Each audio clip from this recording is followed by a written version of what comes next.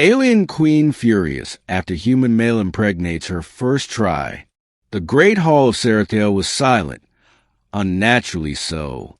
Every royal attendant, every armored guard, every silver-robed priestess stood in tense formation as Queen Zireia stormed down the obsidian steps, her boots striking the floor like thunderclaps. Her face, usually a mask of cold elegance, was twisted in fury. The reason? Standing before her, surrounded by 12 confused attendants and one very worried healer, was a human man. "You!" she roared, pointing a clawed finger at the confused Earth-born. Dax blinked. Me? You dare stand there? After what you've done?" He looked around at the alien crowd, then back at her. "I'm sorry, I don't understand. I was told to report here for testing." A healer stepped forward, visibly pale. "My queen, the results are confirmed. The conception is viable. You are indeed pregnant." Zireia hissed a word like venom. "After one attempt?" Dax raised a hand hesitantly. "Just to clarify, you're mad because it worked?" "You were supposed to fail," she snarled, eyes blazing with violet fire. "We brought you here because our genetics council said human males were incompatible. This was meant to be symbolic, a show for the Senate, not fertility." He rubbed the back of his neck. "Well, I mean, not to brag, but humans are kind of good at that part." Zireia's hands clenched. Her wings, normally folded tight, flared in agitation. "Leave us," she ordered. The room emptied in seconds. Now alone, she stepped closer, her eyes narrowing as she studied him. Tousled hair, casual stance, barely armored. "So, Dax of Earth," she said coldly, "tell me, was it your plan all along? A covert operation to plant human seed in the royal bloodline?" He stared. "What? No, I didn't even want to be here. I was picked in some random interspecies alliance draft thing. I thought this was a diplomatic gig." Zireia looked away, exhaling slowly. "I should exile you, or incinerate you. You could say thank you," Dax offered. "Thank you? I mean, I just solved your dynasty crisis. Didn't your advisors say your bloodline was weakening? That your people were worried the royal line might end with you?" She looked like she wanted to hit him. Instead, she turned pacing. "It's not that simple," she muttered. "An heir created through alien blood will be controversial. They'll call the child a half-breed, an abomination. But it'll be your child," Dax said. "Your heir, and mine." That made her pause. "You are oddly calm," she said, turning to him again. He shrugged. "I was a shuttle mechanic back home. Now I'm apparently the father of an alien queen's child. At this point, I'm just rolling with it."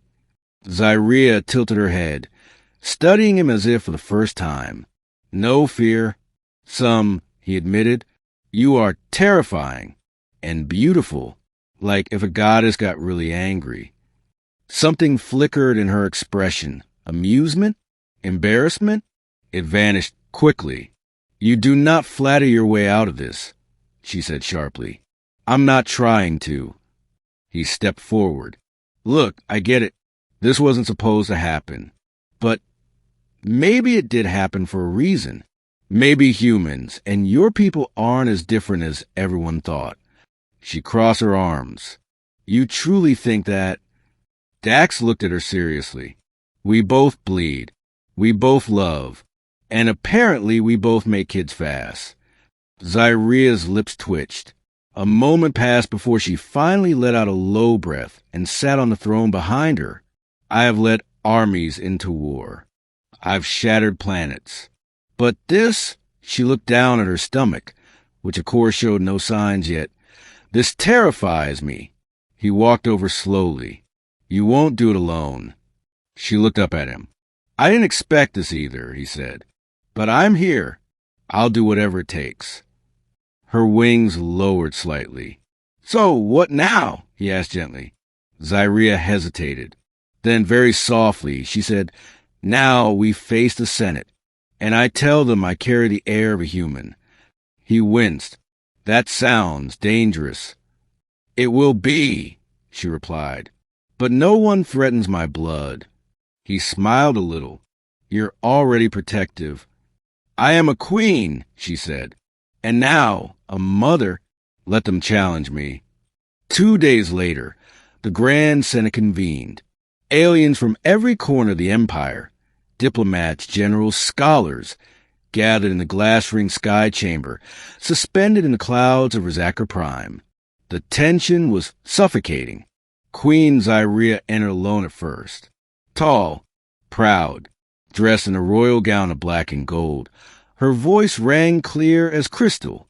"I have called you to hear truth," she began. "I have conceived. The bloodline continues." Gasps echoed. Some cheered. Others whispered nervously. Then she added, "The child's father is a human." Silence. Then chaos. Dax watched from a chamber above, flanked by guards. He had been told not to speak unless summoned. "Blasphemy!" one senator shouted. "This is political sabotage," cried another. A few voices raised an offense, but most were stunned or outraged. Zireia raised her hand. "Enough. You will speak in order or not at all." A tall, scaled chancellor stepped forward. "My queen, you do not understand the danger." "I understand perfectly," she snapped. "But hear me. This was not by design. It was by fate, and perhaps it was fate we needed." Eyes turned to Dax as he was summoned to the center. He walked calmly, meeting the stairs. Zireia looked at him, her voice steady.